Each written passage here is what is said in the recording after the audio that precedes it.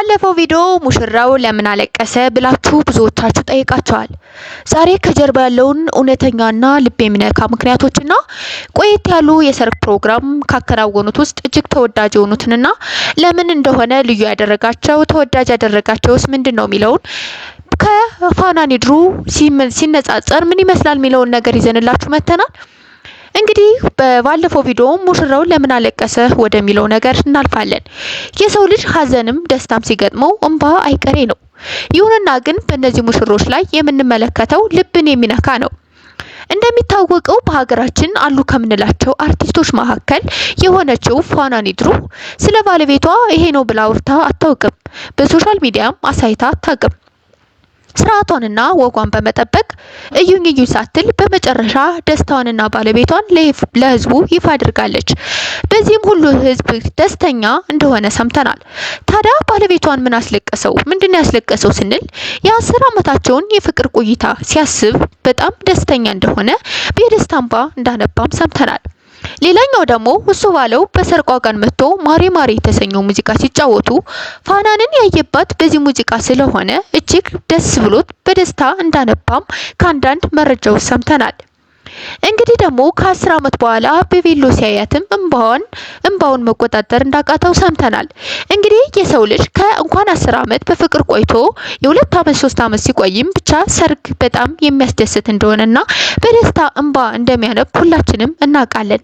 ይሁንና ግን እሱ ድንቅ የሚያሰኘው የፋና ኒድሩ ባለቤት ያስለቀሰው በሱ ባለው ሙዚቃ አይቷት ፋናንን እንግዲህ ለመጀመሪያ ጊዜ ያያት በሱ ባለው ሙዚቃ እንደሆነ ሁላችንም እንግዲህ ከአገኘናቸው መረጃዎች ውስጥ እንደሆነ ሰምተናል። እንግዲህ ከሱ ባለው ሙዚቃ ሰምቶ አሁንም ደግሞ ሁላቸው በህይወት ቆይቶ በሰርጓ ቀን ድጋሜ መስፈኑ ይሄ እንኳን ማስለቀስ እንግዲህ ብዙ ስሜት ሊያደርስ ይችላል። እንግዲህ ወደ ዋናው ነገር ስንመለስ የሱ ባለው ሙዚቃ የፋና ኒድሩን ባለቤት ደስ እንዳሰኘው እና ደግሞ በቬሎ ሲያያትም እንባው እንደሚታወቀው በሀገራችን አሉ የምንላቸው አርቲስቶች ሰርግ እያስደመሙን ይገኛሉ። ይሁንና የኔ ይበልጥ የተባለ ይመስላል።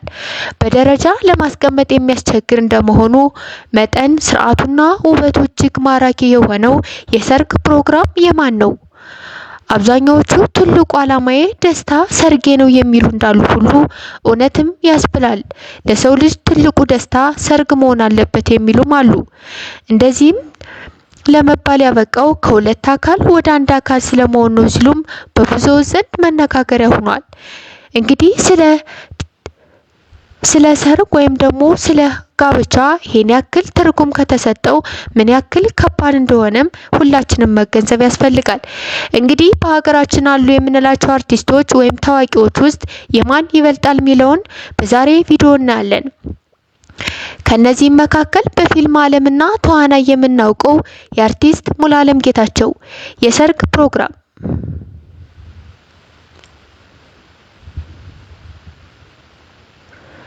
እጅግ ድንቅና ውብ ያደረገው የምትወደኝንና የምትረዳኝን ነው ያገባው በማለት ገልጿል። ወደ ትዳር ከማግባታችን በፊትም 3 ዓመት በፍቅር ቆይተናል ሲልም ገልጿል። በዚህ ድል ያለ ሰርግ ውስጥ በሀገራችን አሉ የምንላቸው አርቲስቶች ያጀቧቸውና ሁላቸውም ከሚገባ በላይ እንደነበሩ ተናግሯል። ስለዚህ ይህ የሆነበት ምክንያት ሰርግ ልዩ የሚያደርገው አድርጎታል ማለት ነው። ሌላኛው ድንቅ የሰርግ ፕሮግራም ካሳለፉት መካከልም የሆነው ደግሞ አርቲስት ኤርሚያስ ታደሰ ነው። ኤርሚያስ ብዙ ፊልሞችን የሰራ ሲሆን አሁን አይን የተባለ ፊልም በማዘጋጀት ትልቅ አድናቆትን ያገኘበት ነው።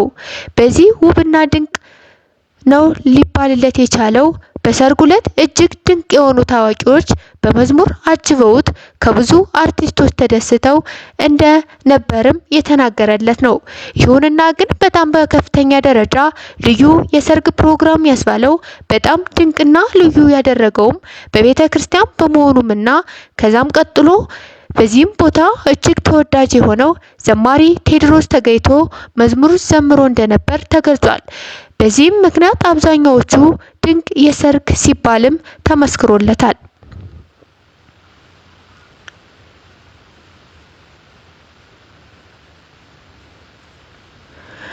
ወደ ሌላኛው ድንቅ የሰርግ ፕሮግራም ስናልፍ ደግሞ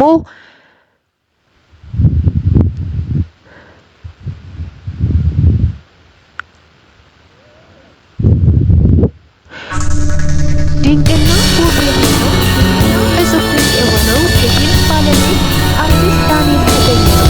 ይህም ለየት የሚያደርገውና ድንቅ እንደሚባል የሆነው ነገር በጥምቀት ዕለት በመሆኑ እጅግ ውብና ድንቅ እንዲሆን አድርጎታል ሲባልም ተናግሯል።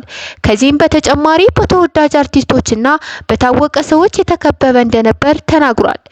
አርቲስት ዳንኤል በበርካታ የፊልሞችና ተዋናዮች እንዲሁም ሞጋሶች በተባለ አብሶ ደግሞ በተከታታይ ድራማ ሞጋሶች በተባለ ፊልም ኦር ድራማ የምናውቀው አሁን ደግሞ እሁድን በኢቢኤስ ህዝቡን ተወዳጅነት እንዲያደርገው አድርጎታል።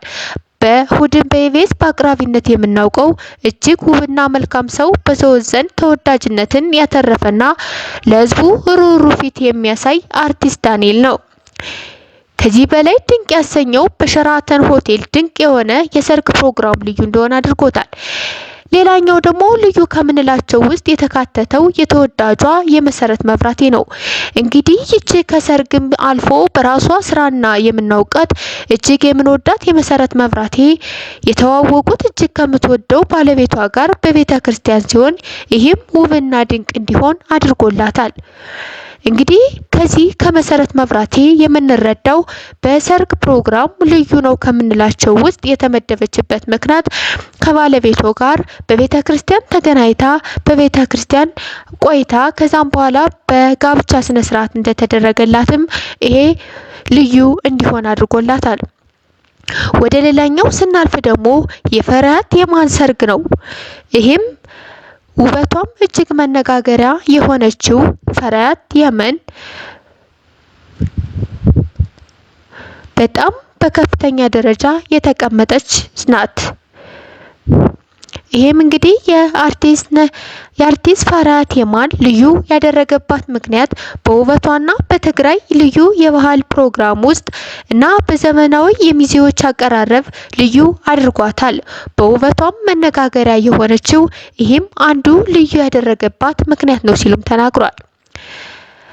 በሌላኛ ያስቀመጥናት ደግሞ እጅግ የምንወዳትና የምናከብራት በፊልምና በተዋናይ አንደኛ የምትሆን ከአርቲስት ሜላት ነብዩ ነው።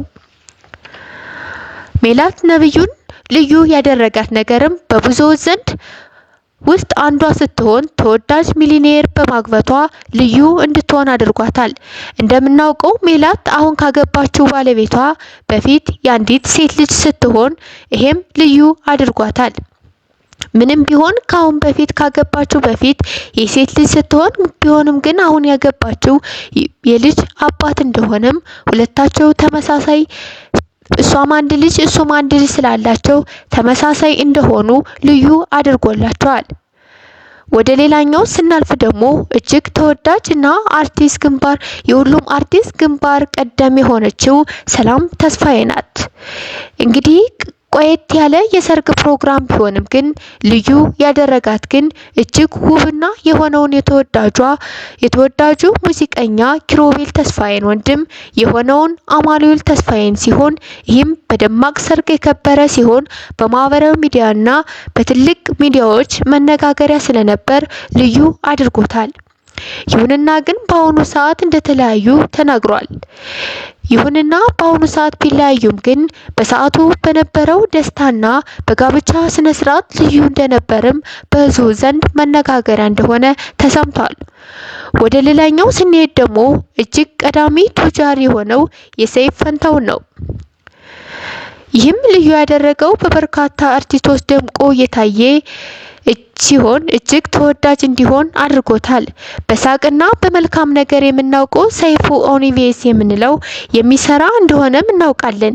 እንግዲህ ልዩ ያደረገው ሻላሙዲ እንደ ህፃን የቦረቀበትና ልዩ ደስታ የሰጠውና በቅርጡ በሆነው በሸራተን ሆቴል ነበር። ባለቤቱን የተዋወቀበትም በፌስቡክ እንደሆነ ልዩ አድርጎታል። ቀስ በቀስ ወደ ቲያትር ወይም ደግሞ ወደ ትዳር አድጎ እስካሁን ድረስ በደስታ እንደሚኖሩ እናውቃለን። አሁንም ከረጅም እድሜ ከጤና ጋር እንዲሰጣችሁ እንመኛለን።